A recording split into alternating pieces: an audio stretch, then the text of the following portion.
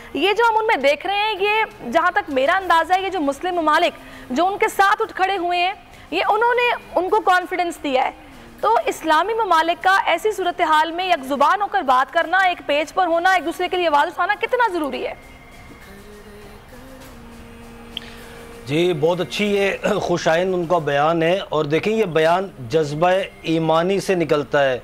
जब ईमान का जज्बा आपके अंदर सरायत कर जाता है, और इसके अंदर ये बात बिल्कुल ज़रूर मौजूद है कि वो जो मुसलमानों ने, पूरी दुनिया ने जो प्रोटेस्ट किए, जो मुजाहरे किए, और ये कहा कम अज़ कम कि हम आपके साथ खड़े हुए हैं, तो उससे उनके जज्बे में बुलंदी आती है, उनके जज्बे मजबूत होते हैं। देखिए, किसी शायर ने एक बात ये लिखी थी, ना घबराओ मुसलमानों, खुदा की शान बाकी है, अभी इस्लाम जिंदा है, अभी कुरान बाकी है। ये जालिम क्या समझते हैं जो अपने दिल में हंसते हैं, अभी तो करबला का आखिरी मैदान बाकी है।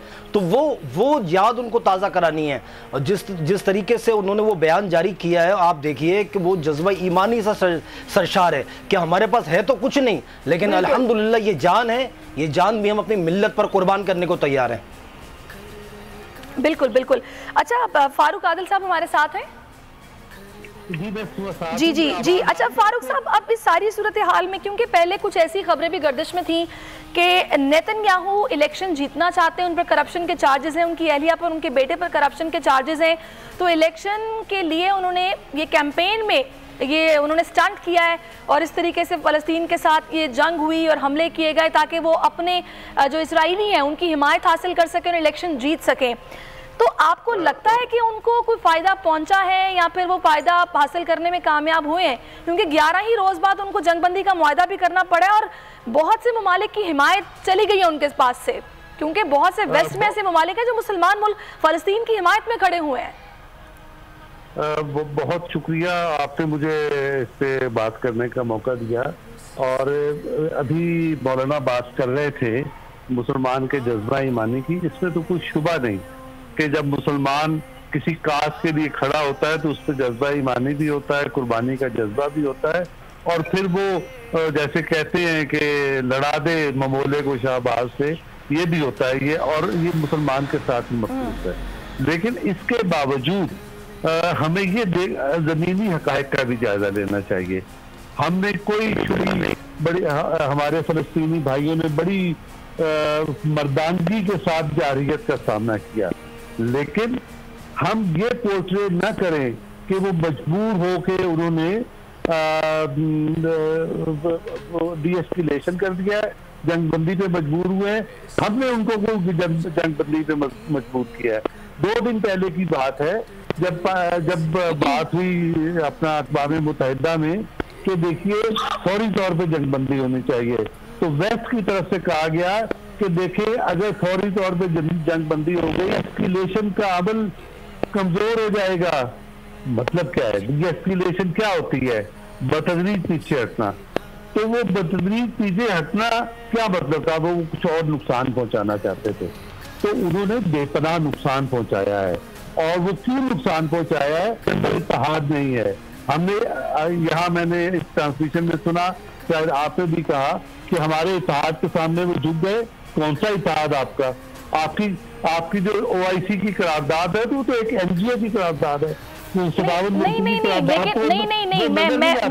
मैं यहाँ पर फारूक साहब थोड़ा सा अगर आप मुझे मौका दें, मैंने उस इत्तेहाद की बात की है कि वो ममालिक जो इनके हक में खड़े हुए, जिन्होंने आवाज़ उठाई, जिस तरह हमारे पाकिस्तान के वज़ीर ख़ारजा अंकारा गए, वहाँ से सूडान के, मिस्र के जो थे वज़ीर ख़ारजा, उनको साथ लेकर न्यूयॉर्क गए, UN का इजलास बुलाने के लिए एफर्ट्स की। तो इस प्रेशर ने, इस इत्तेहाद ने जो साथ मिलकर चले और आगे बढ़े, इसकी मैं बात कर रही हूँ। मैं आपसे गुजारिश करूंगा कि ये सारी लिप सर्विस थी, ये कुछ भी नहीं था, ऐसा कुछ नहीं हुआ।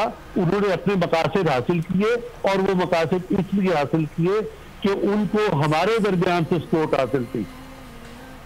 इसका जवाब मैं कर्नल साहब आपसे लूंगी, क्योंकि मैं इस बात से एग्री नहीं करती फारूक साहब की मैं इस बात से एग्री नहीं करती। कर्नल साहब, आप इस पर क्या राय रखते हैं?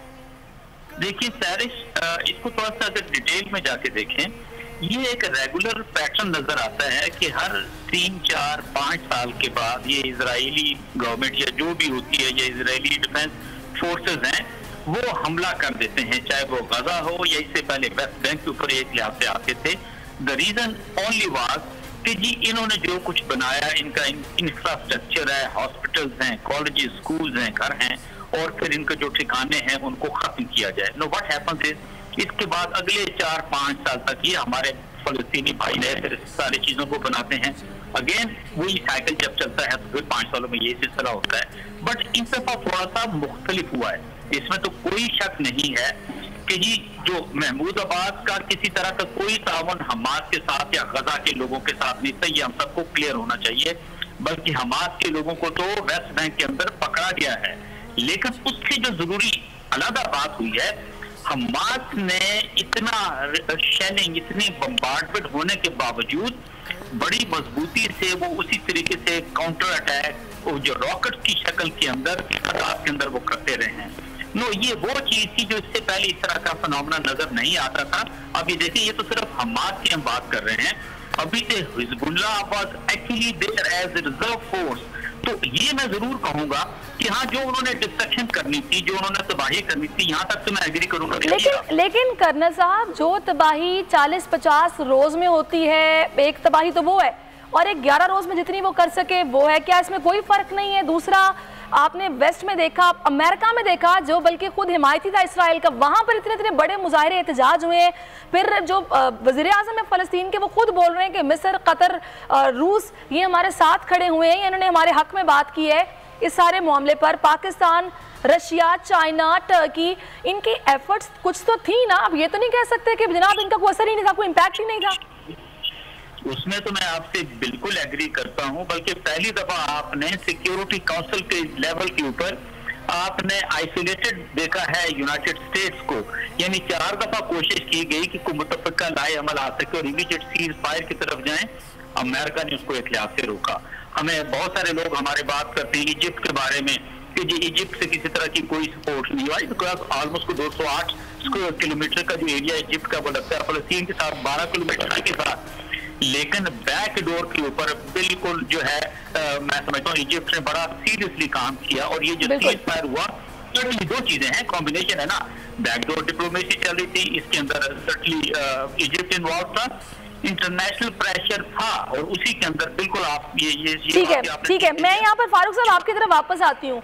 आप उसमें तो मैं आपसे बिल्कुल एग्री करता हूँ। बल्कि पहली दफा आपने सिक्योरिटी काउंसिल के लेवल के ऊपर आपने आइसोलेटेड देखा है यूनाइटेड स्टेट्स को, यानी 4 दफा कोशिश की गई कि कोई मुतफ़िका लाए अमल आ सके और इमीडिएट सीज फायर की तरफ जाएं। अमेरिका ने उसको एक लिहाज से रोका। हमें बहुत सारे लोग हमारे बात करते हैं इजिप्ट के बारे में कि जी इजिप्ट से किसी तरह की कोई सपोर्ट नहीं हुआ, बिकॉज ऑलमोस्ट 208 स्क्वायर किलोमीटर का जो एरिया इजिप्ट का वो लगता है फलस्तीन के साथ 12 किलोमीटर के साथ। लेकिन बैक डोर के ऊपर बिल्कुल जो है मैं समझता हूँ इजिप्ट ने बड़ा सीरियसली काम किया। और ये जो सीज फायर हुआ, सर्टनली 2 चीजें हैं, कॉम्बिनेशन है ना, बैकडोर डिप्लोमेसी चल रही थी, इसके अंदर सर्टनली इजिप्ट इन्वॉल्व था, इंटरनेशनल प्रेशर था, और उसी के अंदर बिल्कुल आप ये ठीक है। मैं यहाँ पर फारूक साहब आपकी तरफ वापस आती हूँ।